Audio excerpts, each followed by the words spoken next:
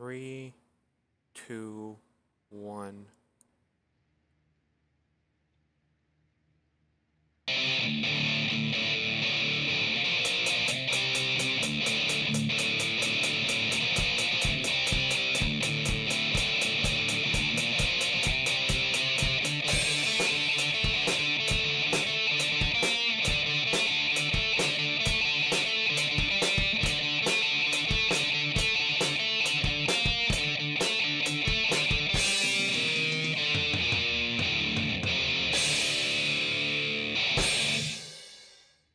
Right, so welcome to another installment of Fragments of Silicon Reviews. Although, I guess if you're pedantic about it, this is a continuation since we did a review on Wednesday.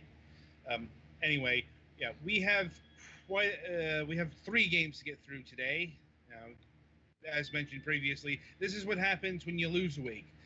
Stuff piles up. Now, indeed, like these games have been sitting on our desk for about a month now.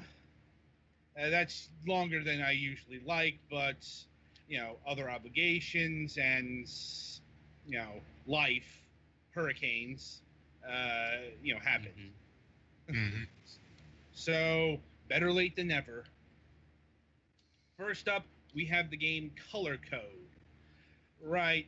So I'll be honest, I wasn't able to find too much information on this game online. Like, I suppose it's not helped by its title. Yeah, that's kind of a very commonly used phrase. Mm-hmm. But in fact, like YouTube footage, website, all that stuff, couldn't locate. Best like the Steam page and such. So, for those who aren't able to see the video we got going here, this is a puzzle game. Mm-hmm. Yeah. It's a color matching puzzle game. Yeah. And it's most likely this game was originally developed for mobile. Although, once again, I could not find a mobile version. But certain elements give the mobile design away. You've got a very big UI, like the help menu. You have to like move things left or right as if you were swiping. Like the game concept itself lends itself, is very good for taps. Though at least this game doesn't suffer terribly for being controlled with the mouse. Right. That is helpful. Because speed is only a nominal consideration. That is, it's also got the mobile 3 stars thing going. Although in this case it's like 3 cubes. Not exactly sure what happens if you get all of them, because there are a few levels I only got 2 because I wasn't fast enough to get all the matches. But this is a pretty simple game at its core, where you have a pattern in the corner and you have to match it. The trick is specifically it's a pattern. The playing field, as it were, is a number of hexagons. Each hexagon has some nodes in one or more of its corners, and the hexagon overall is the color of the color of the nodes that has the most of, and if there's a tie, it just turns black. Right. So they give you a pattern to match, and then you have to make the hexagons that you have to play with match the pattern, which can be tricky because sometimes it's the nodes are not positioned conveniently. Later on, it introduces the main ways I found of introducing difficulty in this game are more colors, which complicates things. You start out with 3, and then the next two sets of levels introduce like a color each. And then there are a few special nodes. The first one they really introduce you to is nodes that look like gears, which each one of those is actually in a pair with another gear node that are always the same color. When you change one, it changes another one. There are also special nodes that you can't change the color of. There are nodes that I think there's one node that I think it said in the help hadn't actually even been implemented yet. That actually is just this node is all the hexagon on it is always that color. Yeah, I suppose that's another thing we should note. This game actually does have a promise of future DLC or future editions. Probably not going to be sold as DLC, but this game is still being actively worked on, as far as I could tell. You know, the hint menu showed like they are working on 3 groups of levels that the structure of the game works like this. Each 6 or 7 levels have a particular gimmick that's going on. You can see Petty Fan playing the second set of levels and its gimmick. The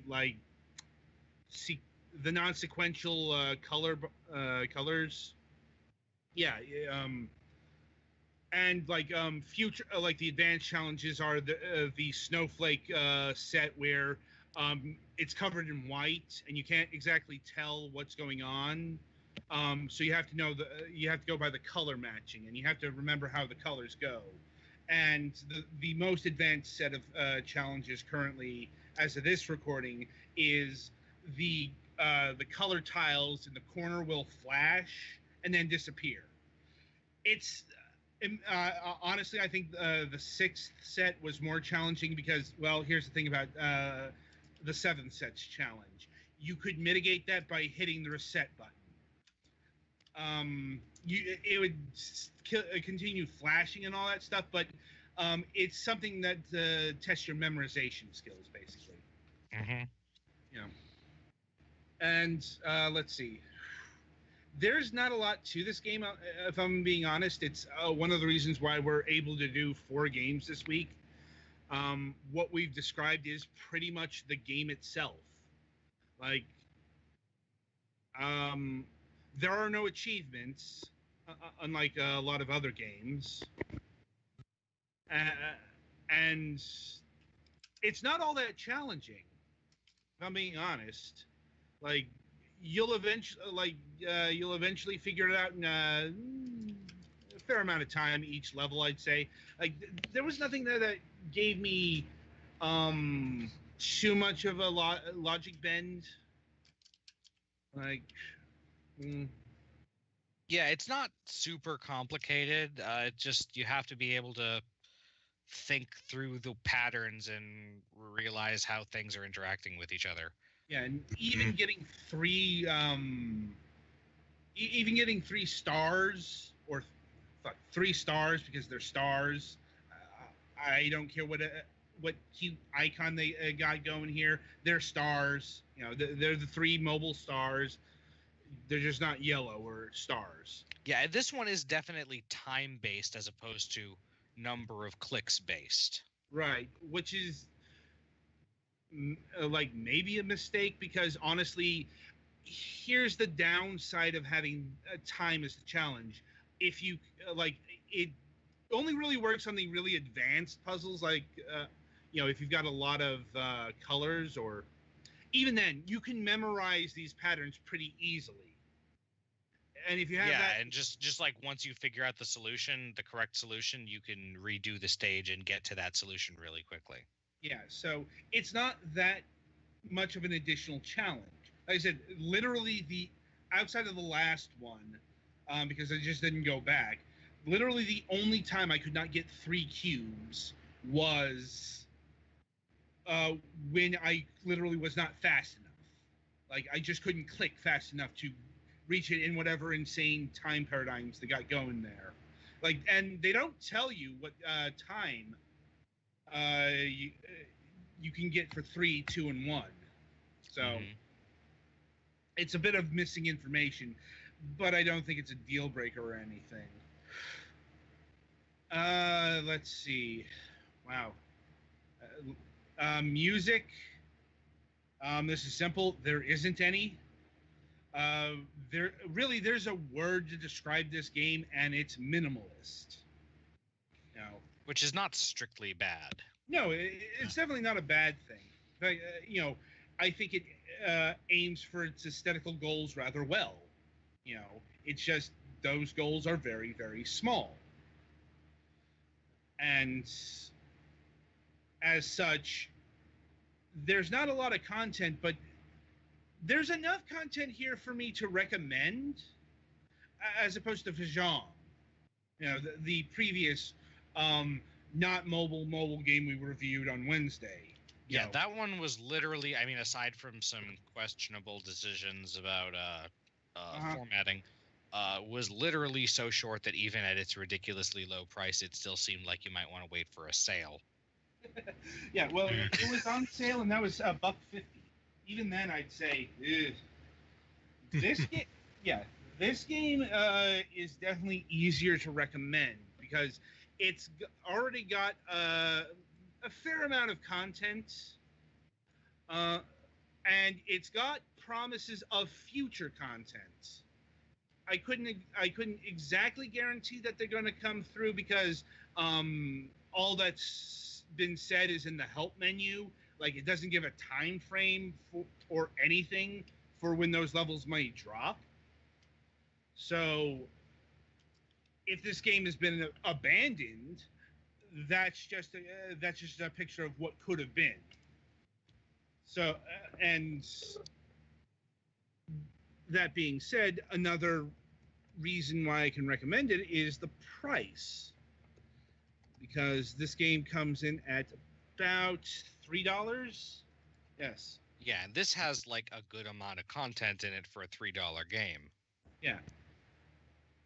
It's only $1 more than the Fajon game, but it's got it's got enough here where I could consider it to be like a modern mobile game or a modern super casual game, if you will. Because, like I said, I'm not actually sure if this game is on mobile. I only saw a Steam version. At least, like, when I looked for it on the